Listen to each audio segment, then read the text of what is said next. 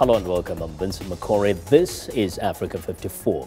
Now, the deadly and rapidly spreading Ebola virus is wreaking havoc across several West African nations and now in the Democratic Republic of Congo. Nigerian health officials say they are monitoring nearly 400 people for signs of Ebola after they came in contact with a Port Harcourt doctor who died of the disease but concealed the fact that he had been exposed. Joining us now with more news on the widespread outbreak is Africa 54 health correspondent Linord Moudou. Linord. Hello, Vincent. Close to 2,000 people have died from the Ebola outbreak in West Africa. More than 30 people have died from a separate outbreak recently reported in the Democratic Republic of Congo. The death toll of the Ebola outbreak in the Democratic Republic of Congo has risen. Dr. Roland Shogu is an advisor to the country's health ministry. During the 2 or 3 weeks before August 24th, when the outbreak was announced, 20 people died in a Nigeria area. Using this as a base, if we add the death from the most recent outbreak in Liberia, then we reach that number. There you have it. How have we come to jump from 13 deaths to 31 deaths? We have 19 probable cases and 21 suspected cases. The World Health Organization says the Ebola outbreak in Congo is a distinct and independent event with no relationship to the outbreak in West Africa. It says healthcare workers are tracing 160 contacts. Dr. Shogu says several partners are providing support. We have received from the government of the Republic funding that allows us to take the situation in hand from the outset. This funding is not the only funding because many partners have supported us. They are still helping us because we are negotiating and we have received a lot of help, necessary equipment for our team to do the job on the ground. The Zaire strain of the deadly virus is indigenous to Congo. There have been 7 outbreaks in the country since it was first discovered there in the remote Equateur province in 1976.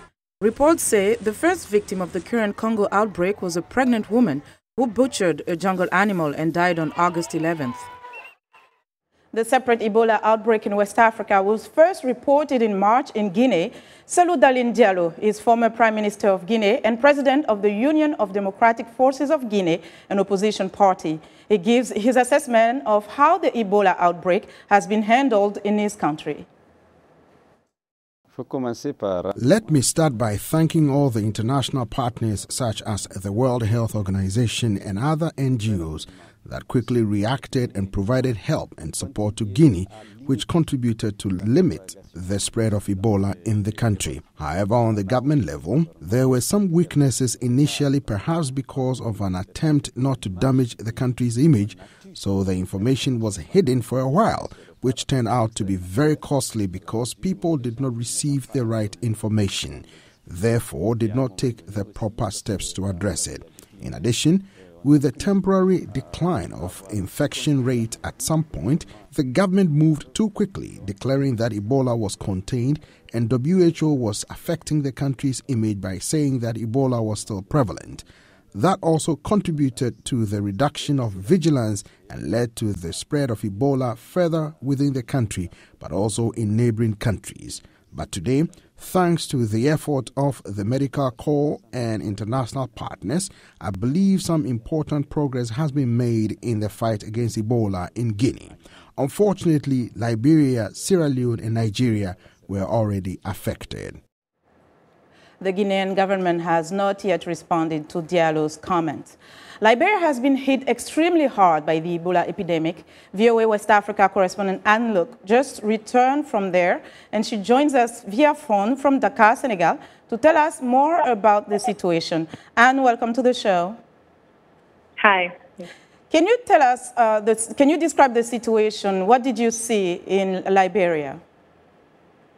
Yeah, the situation, I mean, as it was put to me by the government and multiple aid workers, it's improving day by day, but the progress is very slow. And even progress in containing the outbreak is also creating new challenges. For example, the education efforts are getting through. People are learning more about the virus. People are accepting it.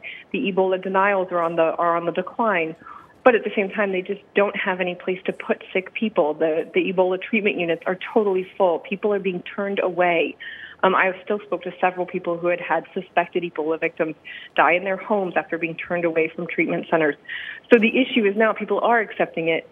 Can the government, can the international partners ramp up the treatment facilities and the response needed now to take in all the patients? So what are the types of measures that are on the ground that you were able to see? You visited the country. What did you have to do when you got there? Yeah, when I arrived, I got the typical airport screening, the hand washing and the temperature taking, and that happened pretty much all over in Monrovia, going into buildings, going into businesses. And then on the ground, at one point I went into West Point, the area of Monrovia that was quarantined, so I was able to see how that was going. I went out with a contact tracing team to see the work they were doing in that area to try and find sick people. They were literally walking streets, yelling out, does anybody have any symptoms? Does anybody have malaria? Does anybody have typhoid? Literally searching for sick people. And then I also accompanied a burial team out in Dolo Town, another quarantined area, to see the work they're doing. And it was just this average, normal funeral home that has transformed itself into this Ebola burial unit, and they're just getting support from their district government. So, yeah, it was pretty interesting to see what's happening on the ground. But people are overwhelmed, they're overloaded, and there's definitely a need for more assistance. Senegal, where you are presently, reported its first case of Ebola last week. How is the country handling the situation? Yeah, pretty. They've clamped down pretty quickly, and as VOA has reported, there was a run on bleach and sanitizer at the supermarkets and at the pharmacies. The Senegalese are taking it incredibly seriously. Senegal has put in place new travel bans. They've closed more borders. Planes from Ebola countries are not allowed to fly here. They're taking it incredibly seriously, and the Senegalese as well are. There hasn't been much issue of doubt and denial. People are going with it. People understand the seriousness of this, and they're willing to protect themselves. Traveling has been an issue that was raised even by the World Health Organization. How were you able to maneuver through Liberia to Senegal, given that some borders have been closed? Yeah, I actually had a few issues. Senegal tried to block me from returning to Senegal. So I had to negotiate that with the health authorities and with the police at the airport, just to explain that I'd only been in Liberia for a short time, et cetera, et cetera.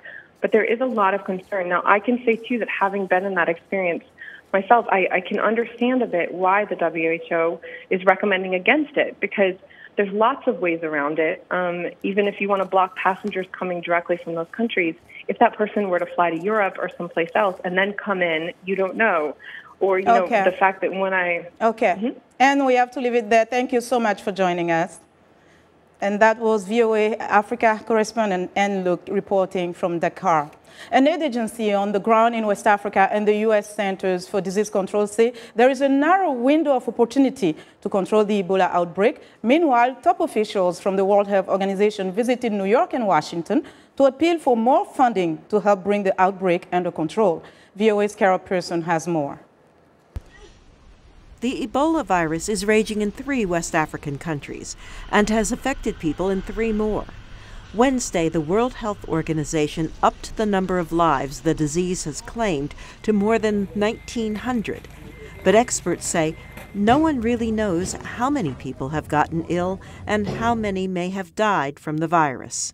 The WHO estimates that getting the virus under control will cost $500 million. The health organization has introduced a plan it calls a roadmap for stopping the spread of Ebola.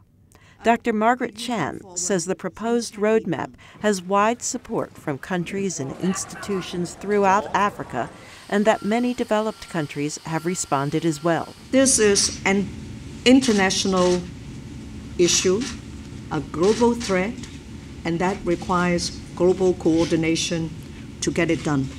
Doctors David Navarro, the United Nations Coordinator for Ebola, and Keiji Fukuda, the WHO Assistant Director General, joined Dr. Chan in her appeal. They spoke about the country's major needs. They include getting air travel reinstated so health workers and goods can get through, guaranteeing payment for doctors and other healthcare workers, providing food and cooking fuel as prices for both have skyrocketed, and providing for those who have lost jobs because of the epidemic. They also called for more treatment centers, the reopening of regular hospitals, support to help countries get bodies off the streets faster, dignified burials, and more public education about the very real dangers of untreated Ebola. Dr. Navarro stressed the need for leadership and international coordination. Those of us who've worked in complex situations know that coordination saves lives and improves efficiency. We are not in a position where we can afford to lose a day because this outbreak is currently moving ahead of efforts to control it. Dr. Chan mentioned that scientists at WHO headquarters in Geneva will evaluate the most promising experimental therapies that could be fast-tracked to help contain the outbreak. We can and we will bring the Ebola epidemic under control. Doctors Without Borders first called for urgent action on the Ebola crisis in March. Tuesday, the organization criticized the World Health Organization for not acting sooner to bring it under control. Carol Pearson, VOA News. That's our Africa Health Report for today. Back to you, Vincent. Well, Linord, thanks. Be sure to watch Linord Moudou's health reports every Tuesday and Thursday right here on Africa 54.